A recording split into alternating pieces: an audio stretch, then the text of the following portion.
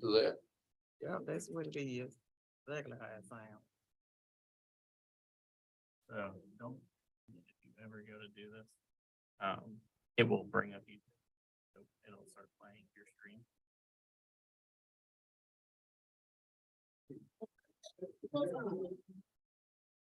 Test.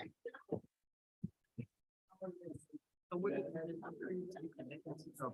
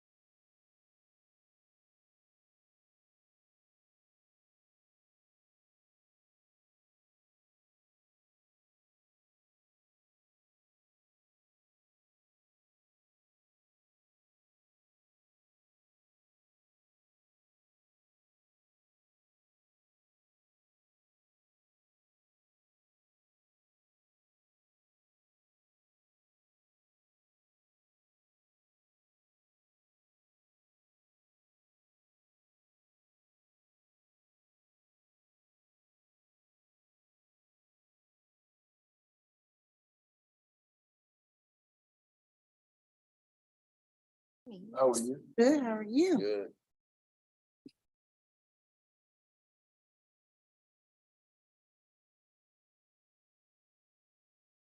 All right, so good evening, everyone. Hello, hello. It Hello. is 6:34.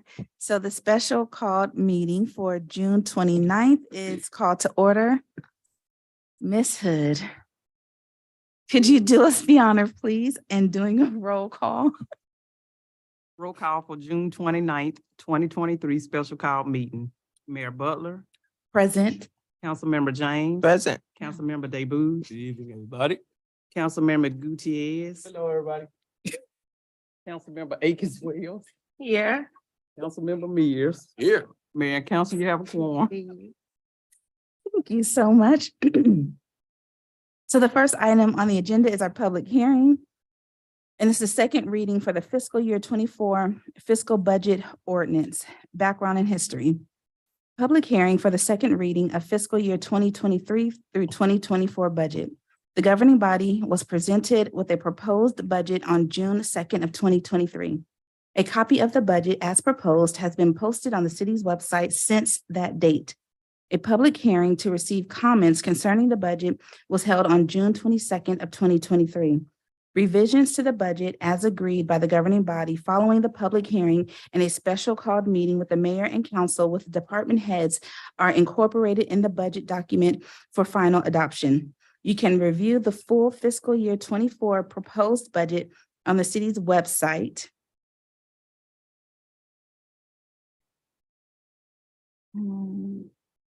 Okay, and so per our charter, when there is a public hearing, 10 minutes is allotted per side. 10 minutes for those in favor of, I wanted to make comments on the budget supporting it, and then 10 minutes is allotted for those that are in opposition or wanted to speak out against any portion of the budget. And so I'm going to ask that we recess the special called meetings and open up our public hearing for the fiscal year 2024 budget meeting. So moved. That was Councilwoman James. Is there a second? Second. That was Councilman Antoine. All in favor? Aye. Proposed? I mean, opposed? Somebody must ask No. you to marry. All right, yeah, y'all know what I mean. Okay, so if there's anyone that wanted to speak in favor of the budget, you may line up at the podium now.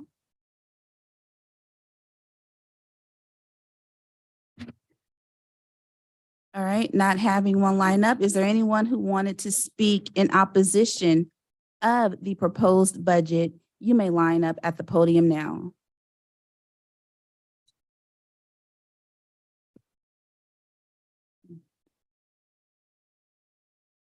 Oh, okay. All right, no one has lined up, so I'm going to ask for a motion to close the public hearing and reconvene into our special call meeting. So moved. Councilwoman James, is there a second? Second. That was Councilman Antoine. All in favor? Aye. Opposed? All right, thank you. Item 2, under new business. Council approval of the adoption of the fiscal year 2023 and 2024 fiscal budget ordinance. Is there a motion to approve this item? So moved. That was Councilwoman James. Is there a second? Yes, sir. That was Councilman Mears.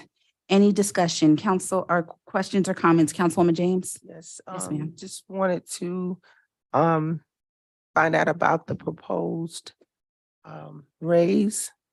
I had asked Mr. Clark to give us a proposal for the 5% for the lowest paid employee and what that amount would be. Yes, ma'am. Across the My board. apologies, Ms. James. That 5% increase for our lowest rate of pay, which is $17 an hour, would be approximately 85 cents. So that 85 cents spread across the organization would be an annual increase of $1,768 annually. It would be for 1785, it would be $37,128. So that 5% is 85 cents. And if we took the 85 cents and spread it across the organization, if I was to do so. So roughly 1768 per employee, I believe, if I'm reading this correctly. $1,768. Any other questions or comments?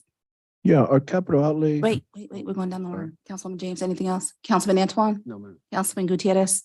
Yeah, just our capital outlay money funds changed, I guess, then from 47,000 to 30. So this was based upon the presentation. This $30,000 was what was presented to the council in January. And that number remained unchanged, so we didn't touch it. One of the things we can do, again, as you know, this budget is going to be used as a guide. We're reevaluating this budget in 6 months. And at that time, we plan on going back through the same process that this council went through for the adoption of the budget and reviewing not only our revenues at that time, but looking at our forecasted numbers. So if it's the pleasure of this board, at that time, we can revisit every portion of this budget because we'll be presenting to you line item by line item, just as to where we are in June, at 6 months from now, I'm sorry. Okay. The other thing, just for clarification, Mayor Butler, as we talk about those capital funds, the updated package that Mr. Patterson passed out to you, what it was when we printed this, the line shifted. So the only thing we did was shift the numbers down. So there wasn't any type of change. We just shifted it. So on the packet that we printed for you initially, it would show that within Ward 5, for Councilman Mears, there was nothing budgeted there, but in fact, it's the same for every ward. We just shifted the number down. Thank you. Councilman Wells? No. Councilman Mears? All right, thank you.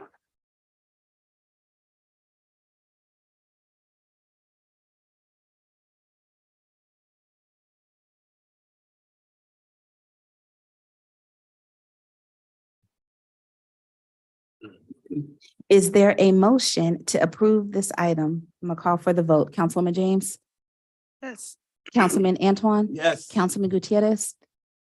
Yes. Councilwoman Wells? Councilman Mears? Oh, no, y'all All wrong. right, thank you. Item 3, Forest Park Pedestrian Bridge Connectivity Study, Background and History. The city of Forest Park applied for the LCI TIP for funding for a pedestrian bridge that would span Forest Parkway and the railroad tracks beginning at or near Lake Drive and ending at Main Street. The pedestrian bridge would provide safety to pedestrians crossing the multi-lane parkway and railroad tracks. It is also the intent to connect with the proposed Model Mile Greenway Trail project and the City Center project. The awarded funds are for the feasibility study to determine the best location for the bridge and to place the city in a position to apply for federal transportation funds. And we are asking for council's approval. So yes, ma'am, you have the floor. Yes, ma'am, Mayor Butler and council. As you read, this is for the feasibility study for the pedestrian bridge project. As you know, we did apply over a year ago and we have since received the agreement from the ARC after a long awaited overdue time. So we're just asking for your approval so we can actually get the signed agreement to ARC, and then that'll put us in a process to apply for a RFP. All right, thank you. Questions or comments, Councilwoman James? So, we didn't do a feasibility study before? No, if you can go back and recall during the time that the different Congress members were soliciting funds for different shovel-ready projects, we did apply, but due to the fact that we did not have a study in hand, we were not considered shovel-ready. So this type of study will put us in position now to move forward with some construction cost. Councilman Antoine? Councilman Gutierrez? How you doing, Ms. Gardner? Was this not brought up to the DA board at some point for some reason? Didn't we approve a study or it never got approved? If I recall, during this process, the DDA was asked, DA. the DA was asked to participate with some of the matching funds. But I don't know exactly what all happened with that, discussion. But in the interim, we were waiting to receive this agreement. So we will have this in place for us to move forward. So is that a yes or a no? I'm sorry. I don't understand. Okay, so we are not, the DA is not participating in it? I can speak She's to it. ignored? Speak to it, Director. So this grant, the total cost is $26,000, of which our grant funding is $160, which means our match is $40,000. And our conversations relative to this, we do plan to take this, once approved by mayor and council, to the various boards as this pedestrian bridge crosses over our Main Street district. And one of the things that we had discussed with staff in doing this was a cost sharing mechanism. But this contract for this particular program just came in on Monday, I believe. That's correct. And that's why we brought it to you even in advance of our meeting in September, so that we could advance getting the RFP out. But we do anticipate going to the DA and the DDA to participate in the $40,000 match that the city is required to put forth. Thank you. Thank you, Ms. Gardner. Sorry, I didn't know. I know at some point it was brought up in one of our meetings and then it just evaporated into the air. I never heard back. Thank you. Councilwoman Wells? No. Councilman Mears? All right, thank you. I will call for the vote. Councilwoman James? Oh, is there a Make a motion to motion. approve this item? So move. Second. Oh, okay, yes. Councilwoman James, yes. Councilman Antoine? Yes. Councilman Yes. Gutierrez? Councilwoman Wells? Yes. And Councilman Mears? Yes. All right, thank you. And we do have an executive session item, so I'm going to ask for a motion to recess and enter into executive session for personnel, litigation, real estate, and legal matters. So move. Councilwoman Wells, I was second by Councilwoman James. All in favor? All right, thank you.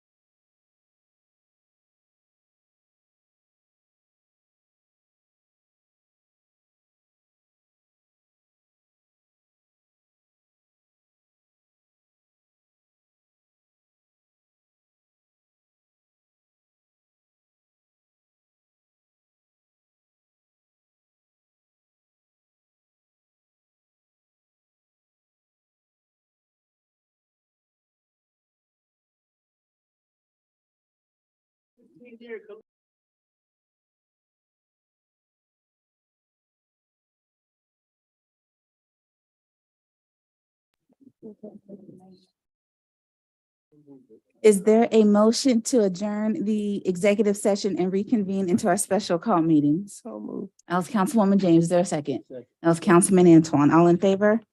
Opposed? All right, thank you. Is there a motion to amend our current pay classification scale for our city clerk and our senior management analyst position to a pay grade of 119? So moved. That was Councilwoman James. Is there a second? Second. That was Councilwoman Wells. Any discussion? Councilwoman what is your name? Councilwoman James, I'm sorry. Don't do it no more. Yes. Councilman Antoine, Yes. Councilman Gutierrez, Councilwoman Wells, Yes. and Councilman Mears. Yes, ma'am. Thank you. Is there a motion to adjourn? That was Councilwoman Wells. Is there a second? Second. Councilwoman James, all in favor? Opposed? All right, thank you.